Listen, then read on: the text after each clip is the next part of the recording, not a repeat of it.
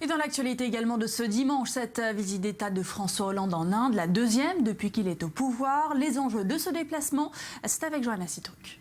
Le président est arrivé donc ce matin en Inde, une visite de 3 jours dont l'objectif global est de renforcer la coopération entre les deux pays et notamment la coopération sur le plan militaire. C'est ce que François Hollande a rappelé ce matin à sa descente de l'avion. On l'écoute.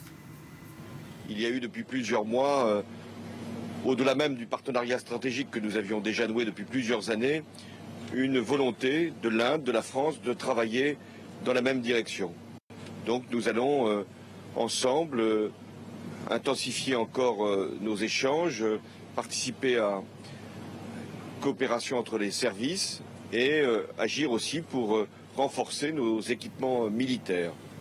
Et renforcer nos équipements militaires, ça veut aussi dire, Johanna, la vente de 36 avions Rafale. Oui, l'Inde veut acheter à la France 36 Rafale. C'est le Premier ministre indien lui-même qui l'avait annoncé lors de sa visite à Paris en avril dernier.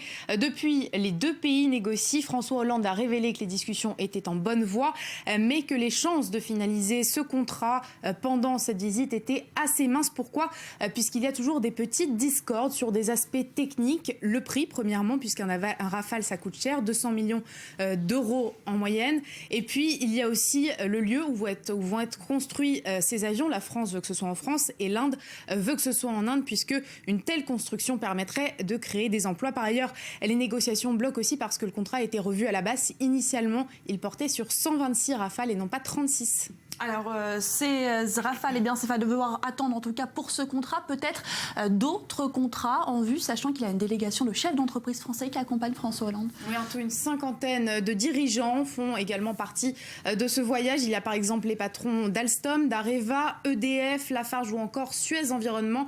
Et tous veulent profiter du dynamisme de l'économie indienne. Selon le FMI, en 2015, la croissance devrait atteindre 7,5% et donc dépasser celle de la Chine. Par ailleurs, le pays a besoin d'aide, notamment sur le développement urbain. New Delhi a par exemple lancé un programme qui s'appelle Smart Cities. Il s'agit de construction de villes intelligentes. C'est par exemple sur ce type de projet que les entreprises françaises pourraient apporter leur aide. Donc peut-être éventuellement d'autres contrats vont être signés durant cette visite de 3 jours.